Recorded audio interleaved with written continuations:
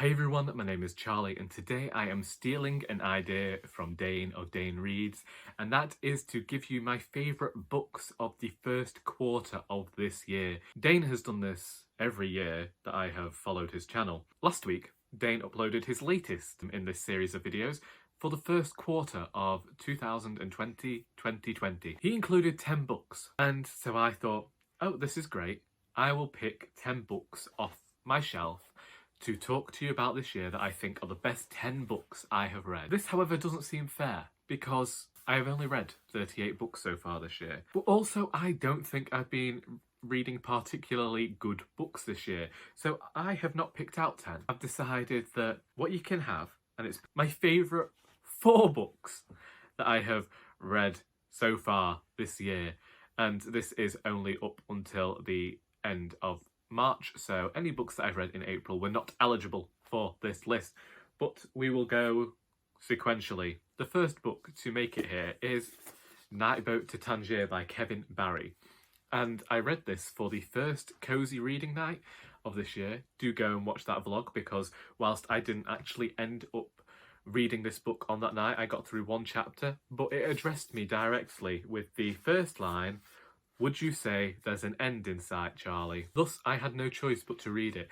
This is a very darkly comic novel that sees these two former gangsters waiting for this night boat to arrive in the hopes of reuniting one of the characters with his long-lost daughter. Reminded me somewhat of Waiting for Godot, and other darker British comedies, and also reminded me of the Coen brothers. At first I thought it was going to be more comic than dark, but as it went on I realised that it blended them in this very weird way. For half of the book I did believe that the twist was going to be that these characters were dead. I don't know why. I thought that this terminal was actually going to be them stuck in some sort of purgatory. So let's just say I'm not the best when it comes to foreshadowing. This book could be called my favourite book of the year so far, and that is Patsy by Nicole Dennis-Benn. A few years back I read Nicole Dennis-Benn's first book, Here Comes the Sun, and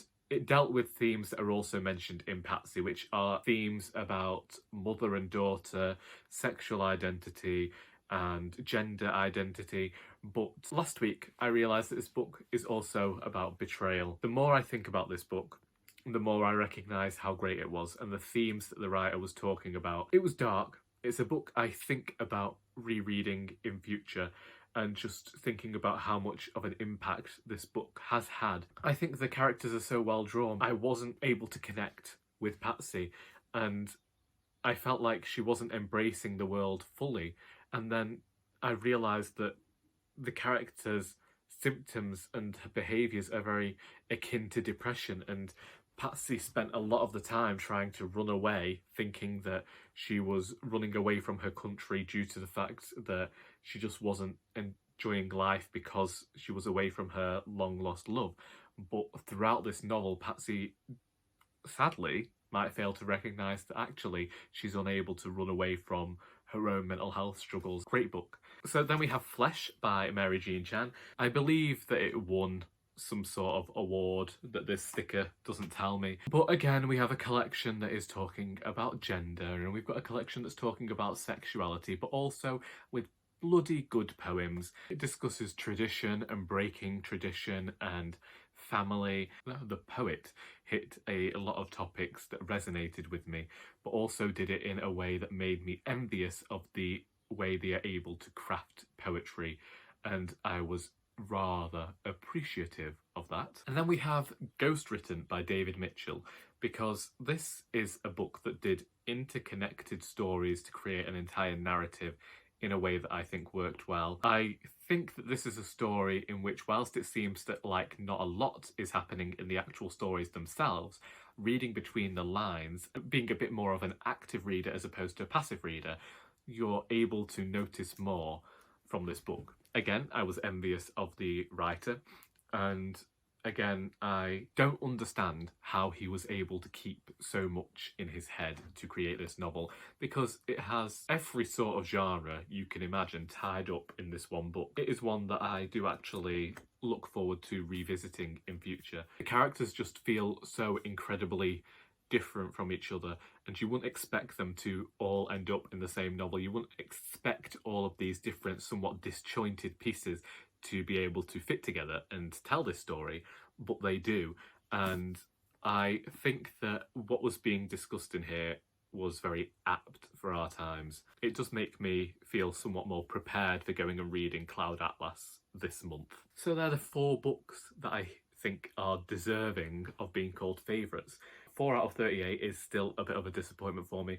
I have kept 8 out of the 38 books that I have read this year, and some of them were rereads, some of them didn't make it onto this list simply because they aren't favourites. Others were audiobooks, which naturally some of them end up being kept, some of them I return if I didn't like them. I haven't saved a lot of books this year. That kind of to me says that maybe I need to look at what I'm reading more and be more considerate before I purchase books. Of course, some of these were library books, so they had to be returned, so even if I maybe like them, they haven't stayed. Obviously, I have all of these books to be getting on with, some of which are BookTube prize books, and so I can't talk about them until the end of June, which will be the next quarter, but hopefully some of them end up being favourites that I actually keep, which didn't happen with the first round of BookTube prize books. Out of the 6 books I had to read for the BookTube prize, I have kept 1, and 2 of them were library books. This is not proving to be the best first quarter of a year, but also I have had a few reading slumps this time round, and a few books that I was just reading as quick reads, mindless reads. These are the 4 books that have made it as being my favourite books of the first 3 months of this year. Hopefully I'm able to pick out more than 4 next time round. I hope that you have got something out of this video. Thank you to Dane for the video idea. What have been some of your favourite books of the start of the year? Let me know in the comments. I hope you have enjoyed this video, and until next time, that is all.